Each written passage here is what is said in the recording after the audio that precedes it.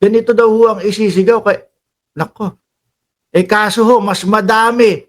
Oh, kaso mga kababayan, mas madami po yung sumama na ang tanging hangarin ay iprotesta yung mga pagnanakaw, korupsyon sa bayang Pilipinas. Kaya eto, anak na tinapa o ano, P. Duterte daw. Wala, itinambak na lang o, itinapo na lang.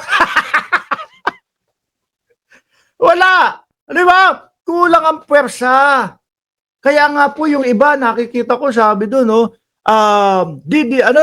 kayo dito, halina kayo dito, pumunta na kayo dito, tahimik dito. Tahimik daw po kung saan sila nagwewelga, mga boss.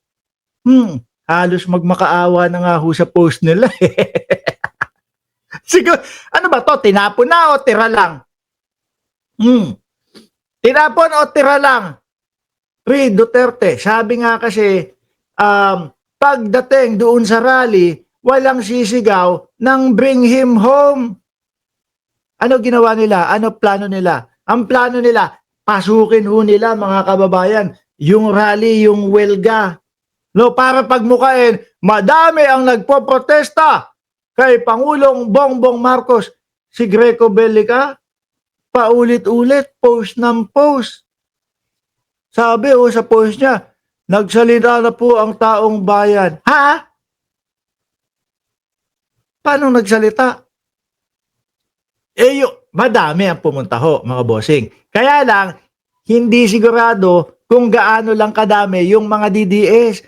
Karamihan mga bossing, mga pro-government pa po. Ito si Vice Ganda, na unang pinakita nating litrato. Maniniwala po ba kayo ang sinisigaw niyan Pre Duterte now? Hindi. No. Isa pa po sa kaya nakakantsawan yung mga DDS, mahina ang pag-intindi. Sabi, walang halong politika. Walang bring him home.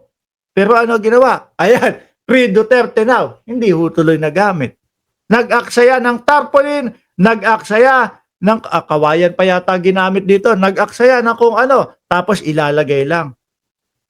Tapos ang ending uwi na, hindi na masaya.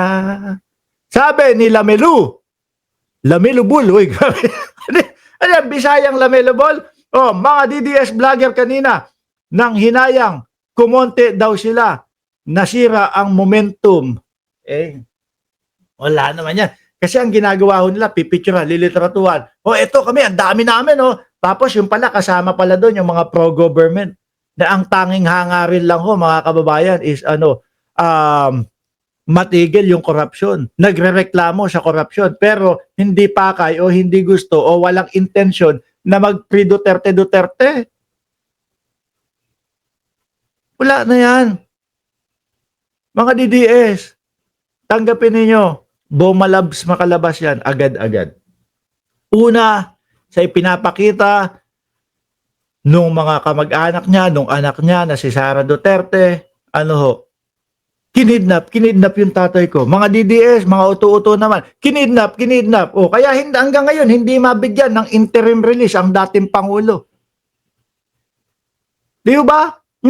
Ayaw nyo irespeto, yung ICC, sige, interim release nyo. Wala, hindi namin bibigyan yan. Bakit? Kasi naman mga kababayan, maiisip na agad nila na pag pinawalan namin to, hindi kami irerespeto nito, sasabihin lang sa amin, wala na, hindi na namin kayo sinusunod, ganito, ganyan. Hindi na ibabalik sa amin to. Pag may mga hearing, wala na. Hindi na pababalikin ng ICC to. Ganyan lang ho yan, mga bossing. At tingin ko ho dito, mga kababayan, is talagang sinasamantala nila, yung pagkakataon, sinasamantala nila na nandoon sa loob ang dating Pangulong Duterte. Bakit to? Ang tingin ko dyan, pagkakaintindi ko dyan, papaabuti nila yan hanggang 2028 dahil pwede nilang maging sandata yung pagkakakulong ng dating Pangulong Duterte para doon sa binabalak, pinaplano, gusto nilang maging presidente si Sara. Baka nga ho kaya ginaganyan nila yan, talagang hindi talaga nila nirerespeto yung mga ICC para manatili ang tatay nila doon eh. Para gamit na gamit nga naman ho, pagdating ng eleksyon. Di ba? Eh, kung i-connecta nyo mga bossing, sige, connecta natin isa-isa ha. Kung i-connecta natin, si Pulong, si Inday, nakailang mga bansa na ho yan? Dami na. Pulong, paalam, 16 na bansa. Tingin ko yun is, ano yun, paghimok doon sa mga leader ng iba't ibang bansa para tanggapin yung kanyang tatay para doon ikulong. Di ba? Si Sara, o ayo, ano lang, Duterte, tapos nandun sa Japan, nilaglag kayo ng vice-presidente. Hindi man lang kayo sinamahan dyan, eh siya nangunguna, nagsisisigaw na, Marcos resign, o, etong gobyerno na to, eh, corrupt daw ho, o, wala naman, hindi naman kayo sinamahan. Di ba? Yang mga ganyan nila, mga bossing, halata na ho yan, halata na paaabuti nila at gustong-gusto nila na nandoon sa loob ang tatay nila. Para nga naman, pagdating ng 2028, hinog na, no, tapos sasabihin nila, nako, etong si BP Sara lang talaga ang makakapagpalabas kay dating Pangulong Duterte galing sa Oblo. Ginagamit na lang kayo. Tingnan nyo, hindi pa ba kayo nakakahalata? Oh, hindi pa kayo nakakahalata, pre-Duterte, wala. Sayang ang pera, sayang ang pagod. Mamaya pag uwi, ma, ano ang ulam? Ma, ano? Pagod na po ako. Ano ba ginawa mo? Sumali nga po ako sa rally. Sabi ni Paulo Saison, buhay pa ba yun sa 2028? Hindi ko alam.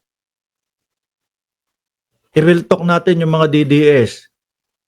Mga Duterte, Diskaya, supporter, DDS. Oh, Duterte, Diskaya, supporter, DDS. Duterte, Diskaya, supporter, DDS. Direktahin ko kayo, no? Real talk namin kayo. Konti na lang ang buhay niyan. 80 anyos na. Oh. Tas lagi nyo sinasabi, is mahina na. Ano pa ang i-expect nyo? Di ba? Ano pa expect nyo? O wag ko na ituloy. Mahirap na eh. Baka mag-iyakan kayo dyan. Mahirap na maging ano dito. O ngayon no, mga kababayan, nasa na ba tayo? Ito yung mga sinasabi natin na mga nanggulo. O, talaga mag-ingat. Oo, ingat ka dyan, DK, ha? Baka mamaya, mahagip ka dyan ng kung ano man ang ihagis. Tama ka dyan kanina, meron ng reporter na tinamaan eh. nako, tignan mo yan.